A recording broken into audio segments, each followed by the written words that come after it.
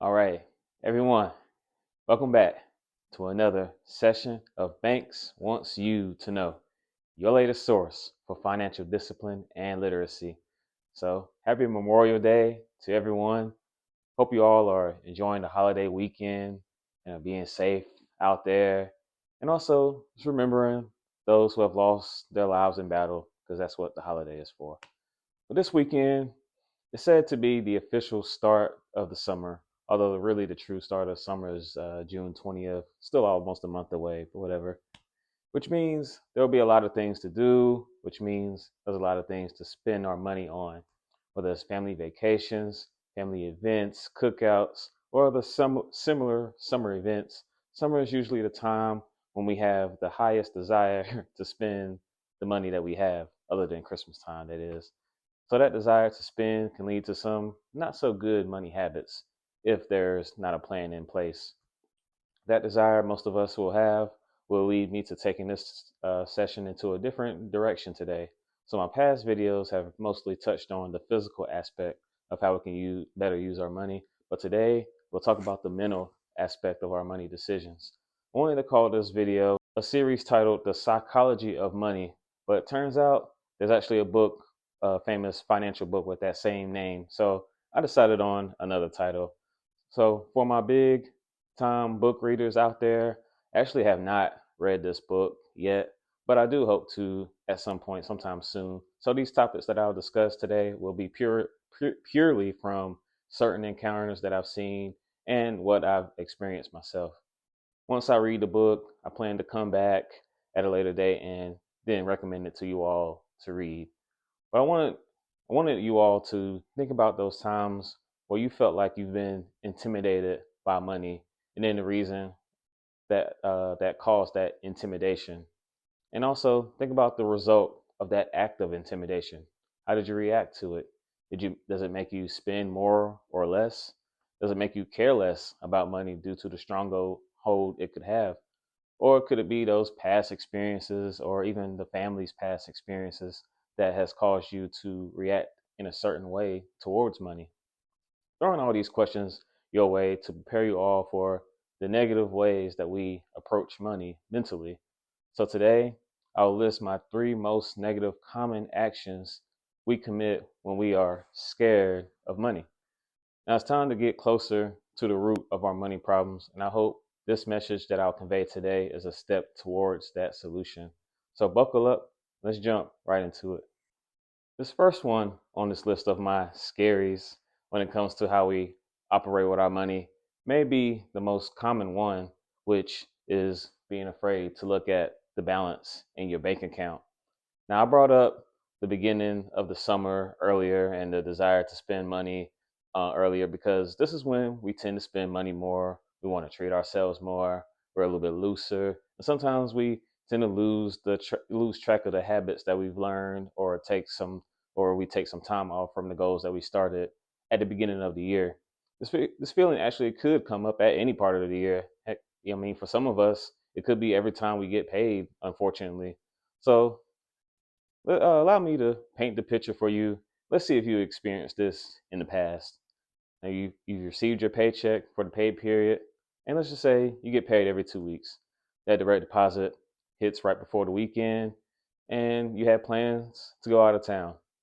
Since there's so much going on, you may forget to plan out your bills, to plan out your savings, et cetera, et cetera. But you believe, you know, in your head how much you can spend while you're out of town and how much is needed for the important things in life. So you spend, you spend, you spend while you're out.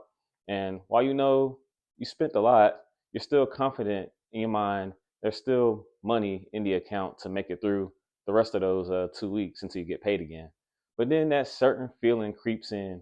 You know you need to check your balance on the banking app, and now you're really doubting if you have enough to make it through, or you're hoping you didn't overspend to the point where you no longer have enough to cover an important bill. Ouch. Either your heart starts beating fast, you get really anxious, you may even cover your eyes, or you just might not look at all. How many of us have been there? I know I have a time or two. the last time I remember being scared to look at my balance, it wasn't even on a vacation. It was just maybe a regular week.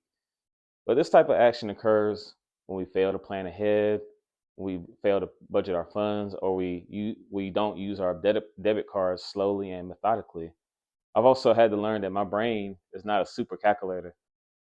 So the balance that we think we have is rarely ever the same as what it will actually show. If you're unable to plan your paycheck for some reason, one quick way to stay on top of things is to check your balance either after every purchase or at the end of each day, so you can have an idea of where the balance is in your account, and then note the balance on a sheet of paper or on your phone to keep track with it. Just want to show something really quick here. This is like the comparison between what's really in your account and you trying to kind of count in your head, counting your dollars in your head, which can be a big mistake. I've done that plenty of times before. It doesn't land you in, doesn't feel good when you find out you don't have as much as you thought you did. So, say we're making like our usual amount of 1,500, and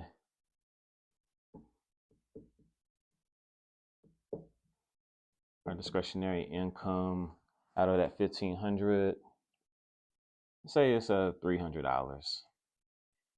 Come over here. So we have four sample purchases here. Let's just say, like we were talking about over the week, over that weekend you went out of town. You made these four main purchases. One of them is fairly small, but the other three are kind of big. This is a total of $250. All right. Let's say, okay, you're spending things like that. You think you may have only spent $180, but then in reality, once you look back at your account, you find that you actually spent $250. That's a big difference of $70. Then you get back. Let's say before you even checked your account, this maybe you're scared to check the account, but you thinking in your head you may have a certain amount. You think you have 120, but in reality you lost $70, and you only have 50 to go through the rest of the week with. Now let's hope that out of that 50 that there wasn't any bills that were supposed to be paid.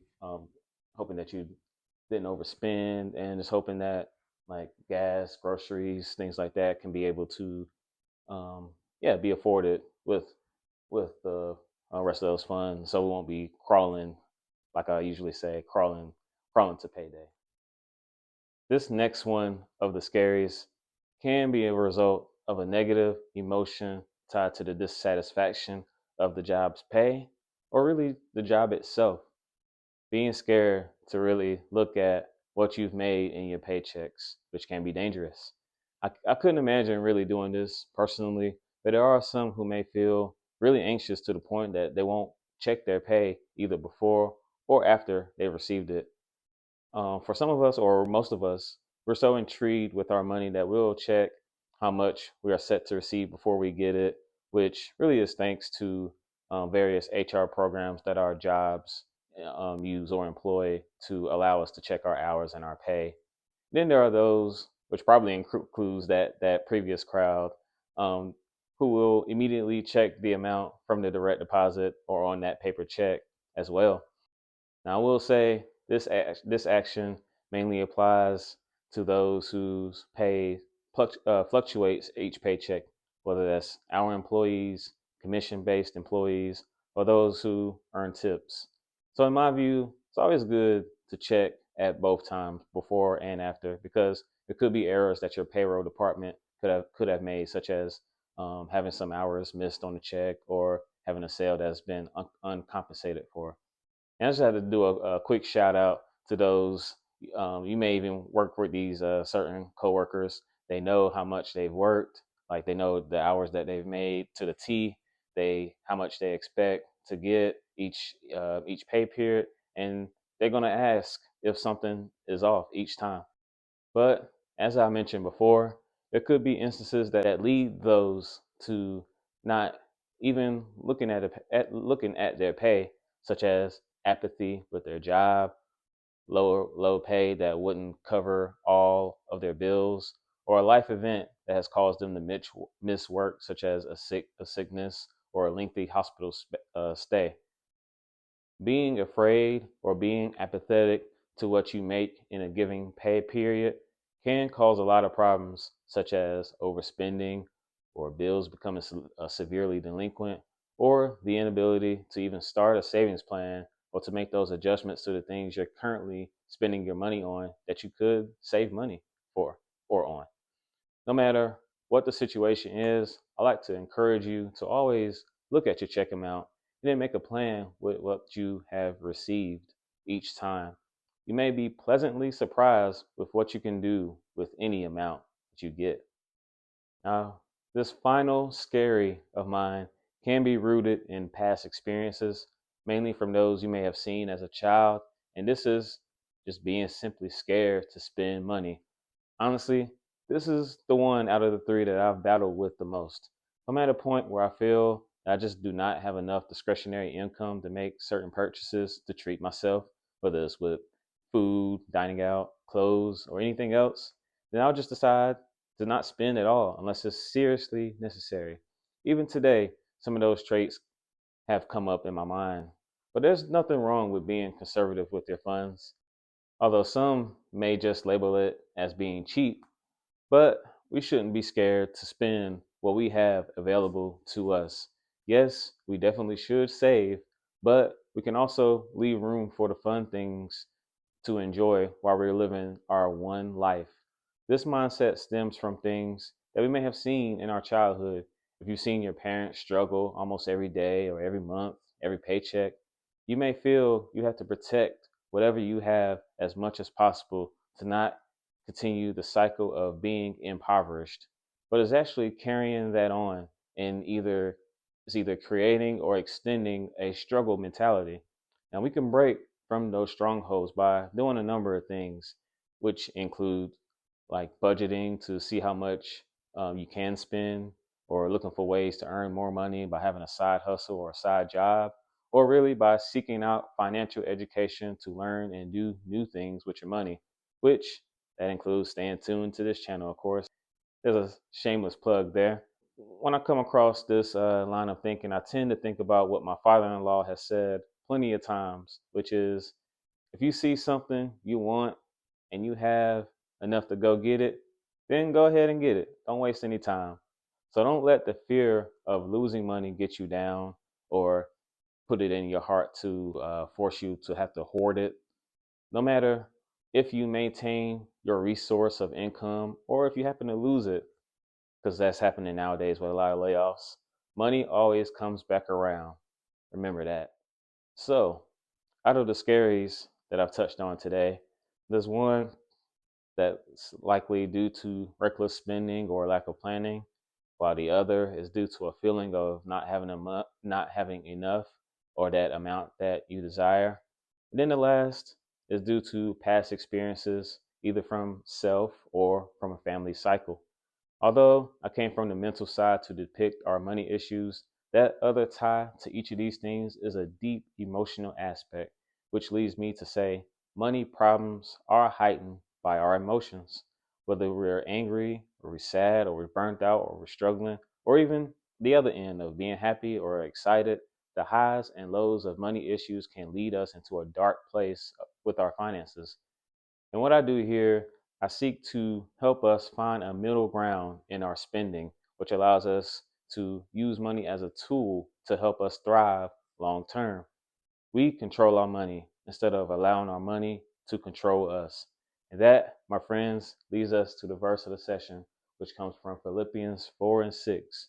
And it reads, "Do not be anxious about anything, but in every situation, by prayer and petition, with thanksgiving, present your requests to God."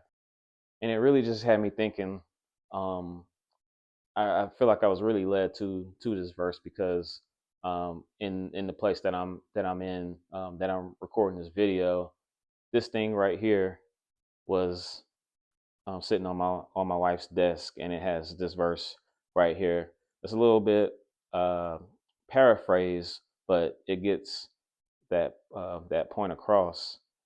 And we found it in Hobby Lobby, and she keeps it on her desk, on her work desk, and it's really just a great motivator. And it's not just about finances, but it's about anything. And in case you can't read it, I'll just go ahead and read it as well. In bigger print, it says pray first, and then it also says don't worry about anything. Instead, pray about everything. Tell God what you need and thank Him for all He has done. And I know money is a huge factor in our day to day lives, and most of us feel we just don't have enough. It can lead us to these actions I described throughout this video, and then even worse, like high levels of stress, depression, which can lead us spiraling to those unfortunate thoughts of the end of life. Let's turn to God to bring us out of these stresses, these burdens, and these other things that we deal with in life, because He can handle those for us. When it comes to finances, He is our source and our provider, while the ways that we earn our income, which is or jobs, gigs, things like that, are our resources that He allows us to use for a certain time. Since we are talking about um, our mental money matters, let's reshape our mindset to focus on God being the ultimate provider that He is. Nothing is too big to pray about or too small, especially our money matters, because whatever is going on with our money, whatever we're worried about, it can be restored, even as better as we expected, just with us connecting to God and allowing Him to be on our side. Now, it may not come immediately, but that relief in any situation will come at the perfect and right time. So keep praying, keep strengthening your faith, and be patient, just like I usually say with our money. That concludes this session of Banks Wants You to Know for this week. And I'd like to thank you all for tuning in, hanging out with me to learn about our finances. This is where financial discipline equals financial success. And if you found this video interesting, insightful, all of the positive things, please tap that like button, that thumbs up button. Subscribe to the channel for more tips, and share this video with someone you believe would benefit from this information. Also, let's get into the comments. Tell me about any other money issues that have affected you mentally or emotionally, or how you may have overcome those strongholds. And I love to see what you all would say, and we can engage in conversation. Thank you all again. Class is dismissed.